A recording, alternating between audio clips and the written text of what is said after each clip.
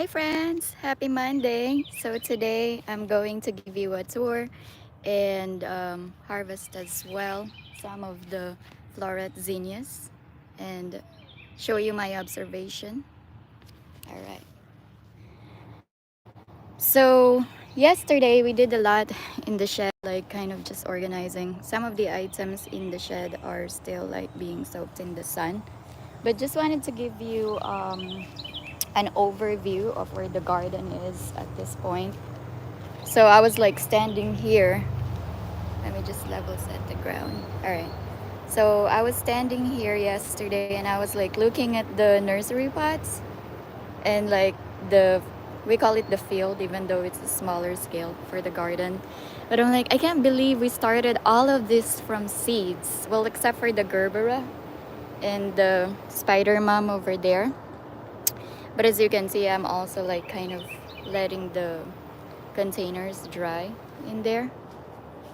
And this is my brother's bonsai garden that he created. So, yeah. All right, let me go and give you a tour of the zinnia field. Let me get my handy dandy secateur, which is my pruner. I don't know if you can see. It's hard to see when the sun. Yep, there. So this is our bootstrap lock here. It's got Velcro, and I'm gonna open it. So in this area, this is where our zinnias are, followed by the dahlias and celosia. So you want to do the wiggle test. If it still wiggles, it's not ready. If it's stiff, if it wiggles and it's droopy, it's not ready yet. But if it's stiff like this, then it's. So in this area, we have the Dawn Creek Honey zinnia in here. And then there's the Victorian Wedding in this area. They're like smaller heads here, but these ones are bigger heads. So you want to cut about 18 inches. I have my handy dandy ruler. So 12 plus, that's too long. It says 16 to 18, but we'll not follow that. All right, so I'm gonna put you down somewhere. Oh my gosh, just look at that view.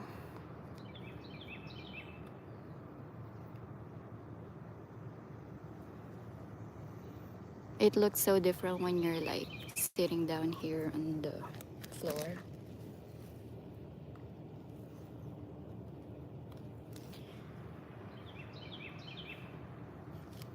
So I'm going to cut it.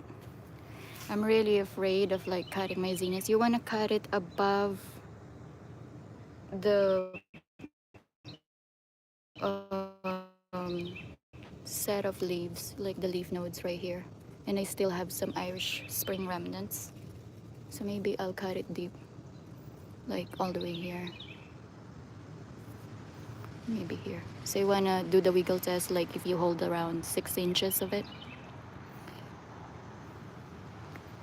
All right, let's go and cut it. I'm so scared. All right, I gotta put this down.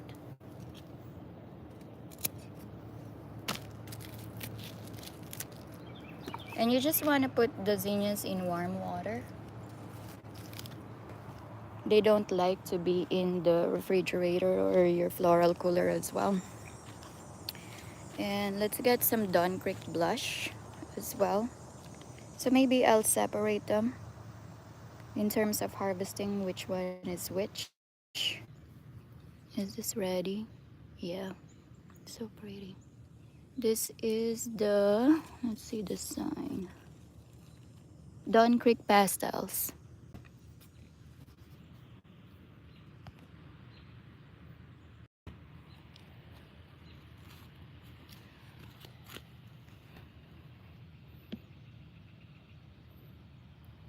And then the celosia. I've just been gardening for 4 years and I got used to like how the plants are left in the garden beds, but now I like, you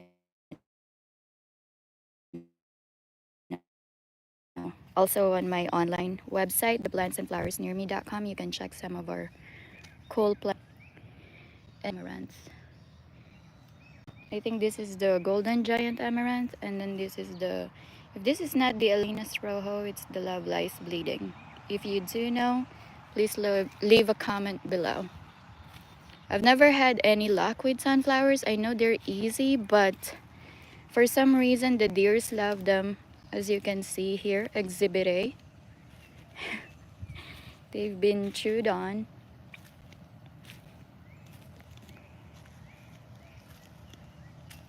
All the way here.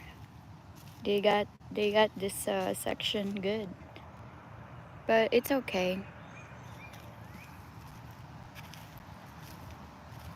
So I'm just like waiting. I think this is going to grow big.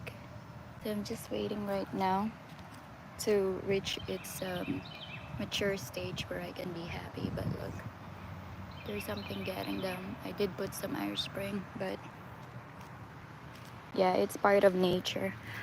But look at this. This is the glowing embers celosia.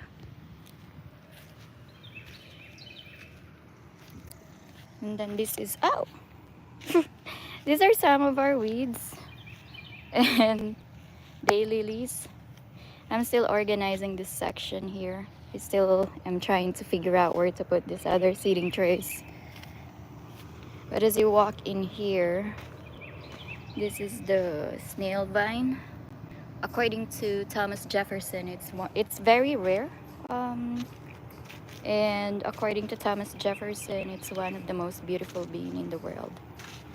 So we're growing that here. This is our huge hibiscus. It's very hardy, so I cut it really, really low, really short last winter. What's going on? My gimbal is not working again. Okay, it's not balanced. Okay, there. Sorry about that.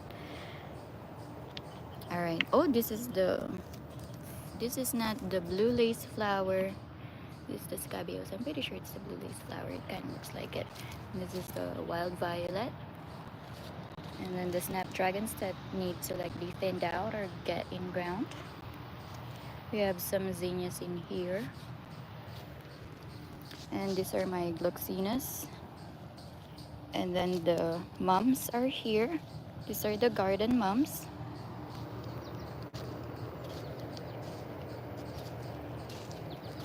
And oh yes, I need to show you this. It's really cute.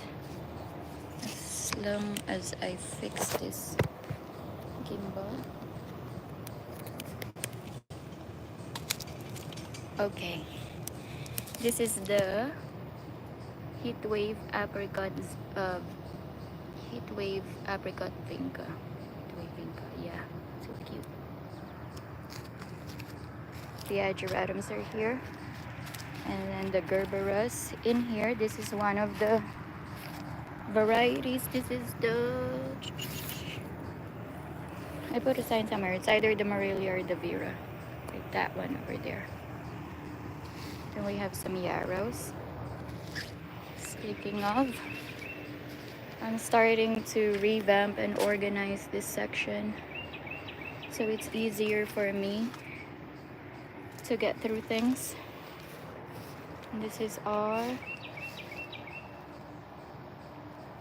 Parker's variety yarrow. And I'm trying to build a path in here. The queen is arriving so that I can easily transport the buckets. Some of our celosia seedlings. And more gerberas. And I'm still not done putting the sign. I'm not good in drafting, but yeah, we'll put a paint on it. It'll be pretty. Some lava rocks here. And gomphrena.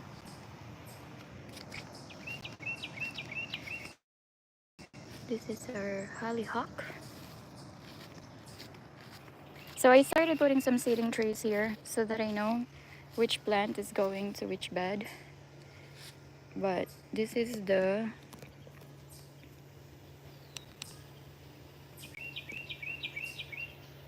dowding area right now.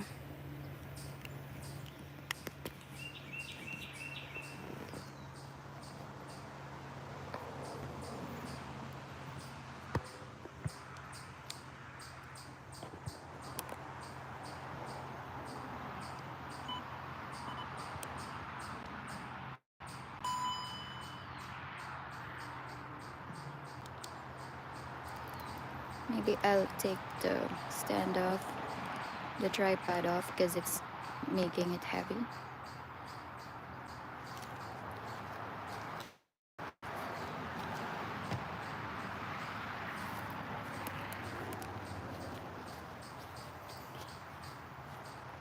So the zinnias are coming up here in these beds. And I put Zinnia Alpenglow in here, which is a large-headed thing. I have a cheat sheet somewhere where I put like in terms of the heads of the zinnias. Let me get my cheat sheet for you. Okay. So this is from the packet and social listening on the Facebook groups for the Floret fans. So the Dawn Creek Honey, Golden Hour, Alpenglow, Dawn Creek Blush, Precious Metals, and Dawn Creek Pastels, they're large-headed. Medium is Unicorn Mix. Although I've seen a lot of them in the field over there, that they're really, really small. But they're cute and pretty. And then we have the Victorian Wedding and the Little Flower Girl as the petite miniature ones. Alright, I think I was able to fix my gimbal. So it's not shaky anymore and drooping in any corner. These blazing stars are already ready to be harvested because they're showing off color already. And we want to cut it deep for long stems.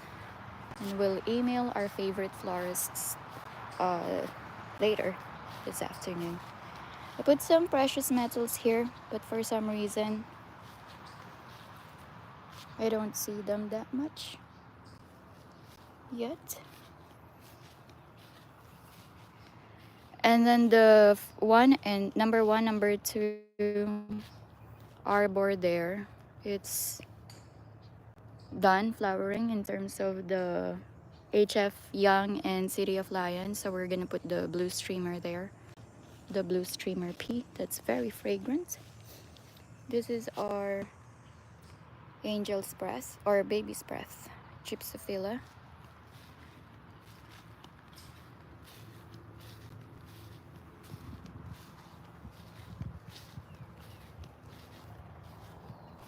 I've been waiting.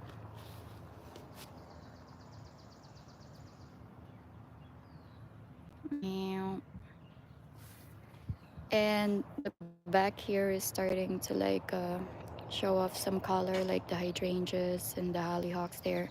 And then behind it we're going to put more tall plants because we already have lupin in one of our favorite borders, Delphinium. This is border. Everything just perennialized for us. Well, they're perennials, so we didn't really do a lot this year with them when we started this bed. Feet. We have our echinaceas.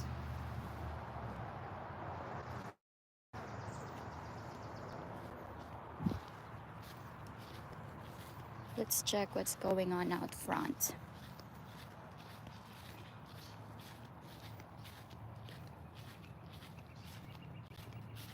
They're so pretty.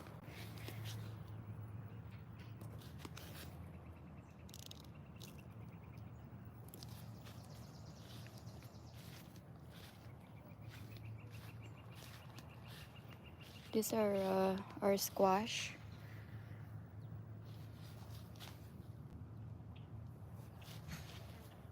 So we're still going to think about that Spookly the Square Pumpkin experiment. Also, we're thinking of some rootstocks to see how the spider mums would thrive.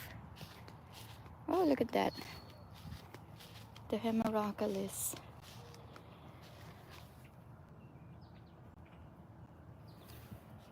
There's always something new in the garden every time I pass by. I almost forgot what colors these were.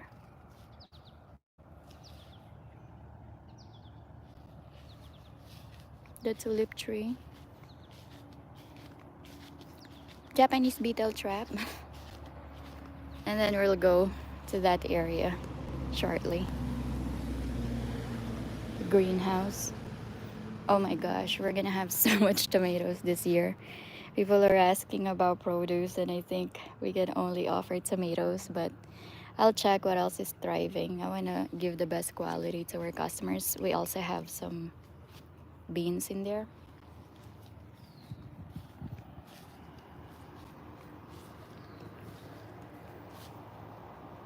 These are the spider mums. I need to find a rootstock to connect it somewhere. It says it's in the family of the Asteraceae, so you want to find a rootstock that's compatible. Then we have some lilies in here. These are the stargazers.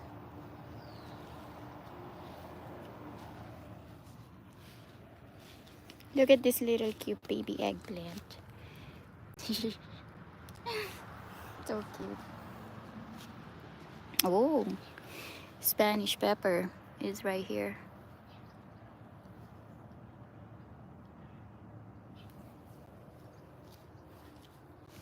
Calendulas. We have a lot of beans in here that are ready.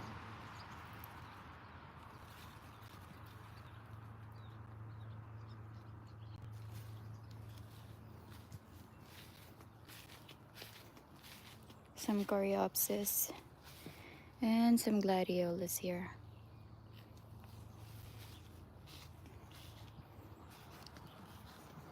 Alright, let's go to the second section, and I can share with you my observation. Another bootstrap thing. The Velcro magic. This is the Rudbeckia Sahara in this area. And then the Orange Wonder Snapdragon, Bells of Ireland, and the Golden Amaranth in here. And then this is the zinnia section, and then the celosia, but these are the non-floret zinnias.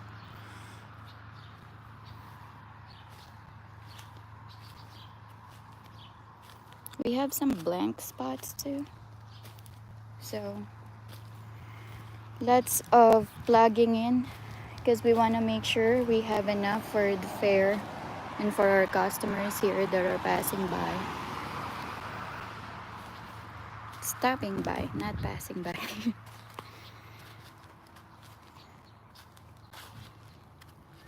More blank spots.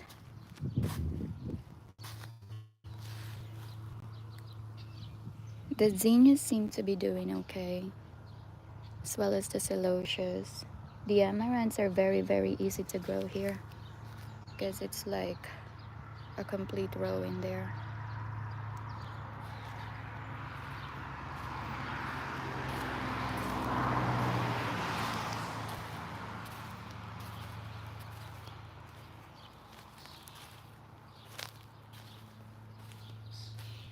Let's go to the celosia section.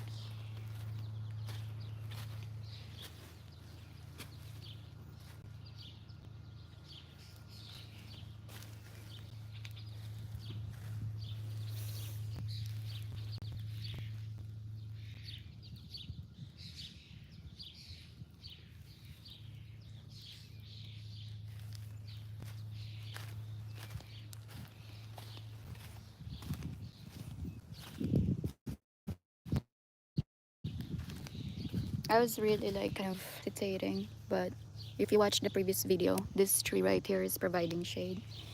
They're fine, I guess. They need shading a little bit because the sun here is really, really strong in our area. So I think I'll take the risk since Johnny Boy doesn't wanna cut that tree.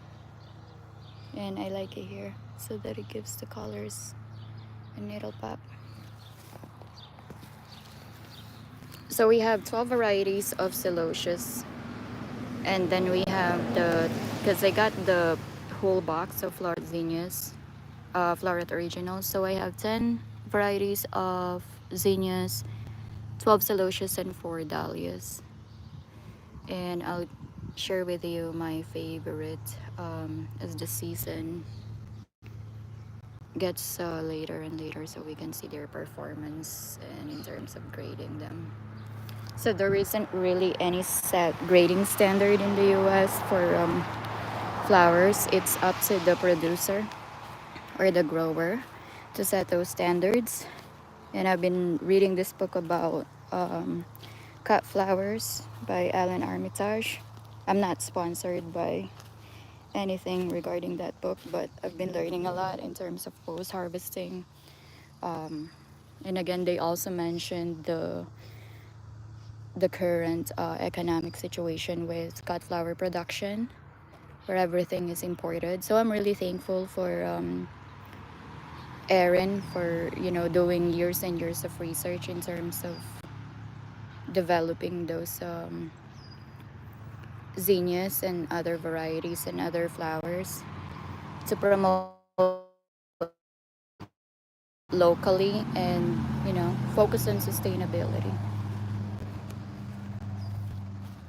It's not going to be a replacement of roses and carnations, but at least we can provide those hard to ship flowers like zinnias to our local community in the area, which is like that's my cause, like sustainability. And I'm not discouraging anyone to like, oh, you should stop importing flowers, but it's better to get the freshest here rather than receiving flowers that have traveled for so long in the plane from outside America just to get to you. Our flowers are different because we grow them here from seed, and we put a lot of care on them. We watch them, check for pests and diseases, and at the same time you get them right away, the freshest flowers that you can get, not having to wait or it gets shaken. I mean, we're still gonna be shipping other flowers that are okay to be shipped, but they're still grown here in the US. So we did some makeover here. We moved the pots from the front there. We have them now here because I watch a lot of Bridgerton. So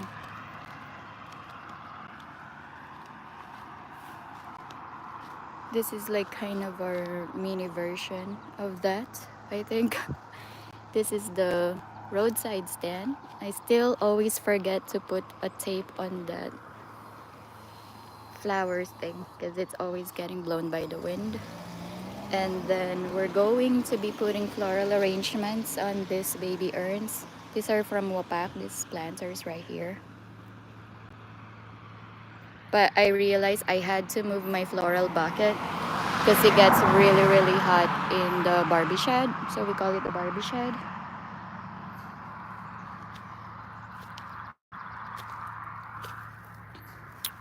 So imagine all those beautiful flowers in this arrangement. Ta-da! And then we'll have different plant displays here all throughout the year.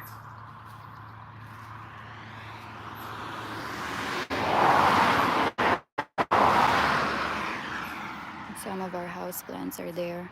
I just played with the allium. Those are the onion flowers. This is the, what is this? The Japanese wing bean is like my favorite. So we did a little bit of a makeover here. And then this is Chan Chan's potting shed that we turned to all the trees slash shrubs.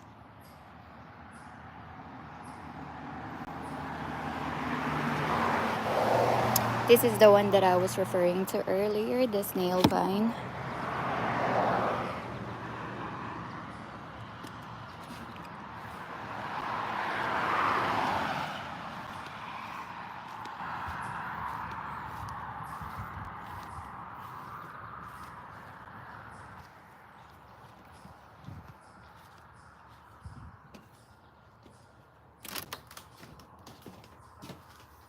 And we'll utilize this for the plants instead of the flowers because it really gets hot and sunny in here.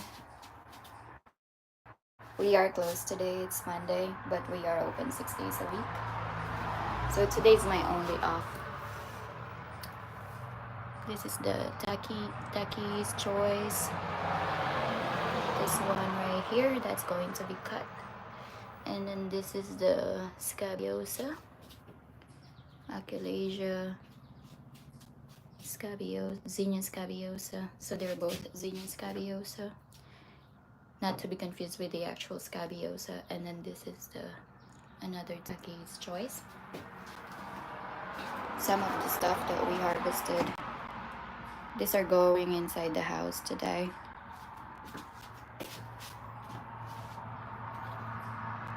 Isn't that pretty? So these are the display in here. They're so pretty.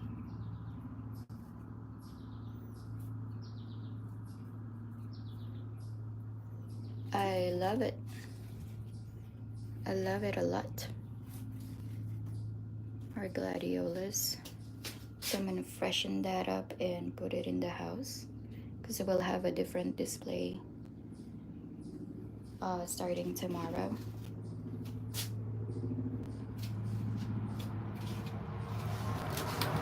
Oh, it's so hot in there.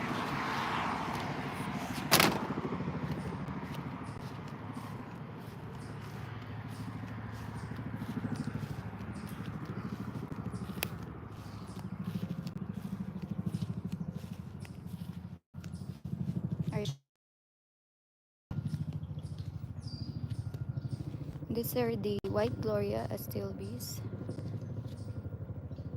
And then we have the peach blossom in there. This one's white, Coleus, and our Dracaenas. The Dracaenas are houseplants, so you can put them outside while it's not snowing. I would prefer them in a container, personally, but yeah. This is the floral bucket, so I have 12 that I would fill up with the flower arrangements, do my marketing, and then sell it here. I think it's shade enough here, so we're gonna put it here, post it on Facebook Marketplace and other groups around the area. But yeah, it's gonna be lovely. It's a lot of work, like growing plants, doing your own marketing, managing your websites, but it cannot replace the feeling and the satisfaction of seeing something started growing from seed to like flower. I love to grow, but I need to be better in the business side of things.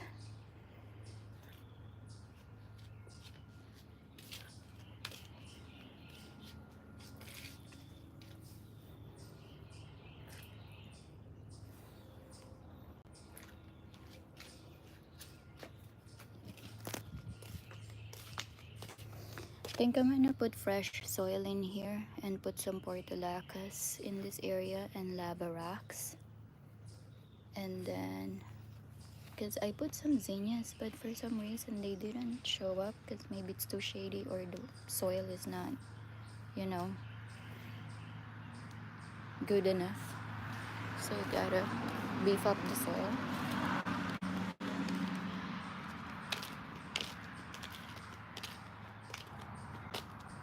We have the heating net there for the mini driving range.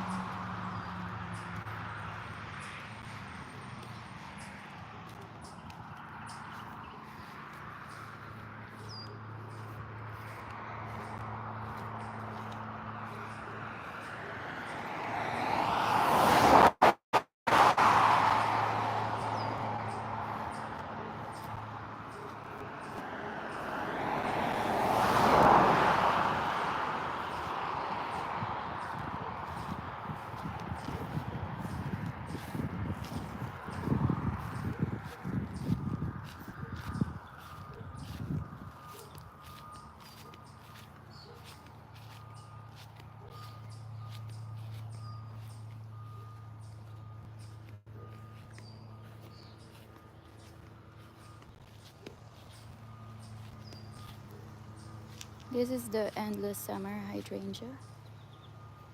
All right, and to close it off, because I want to show you the bonsai Kevin's making. All right, I can't like have my phone like go on the ground and like harvest. I still gotta figure out a tripod for this gimbal. But thank you so much for watching. Enjoy your day.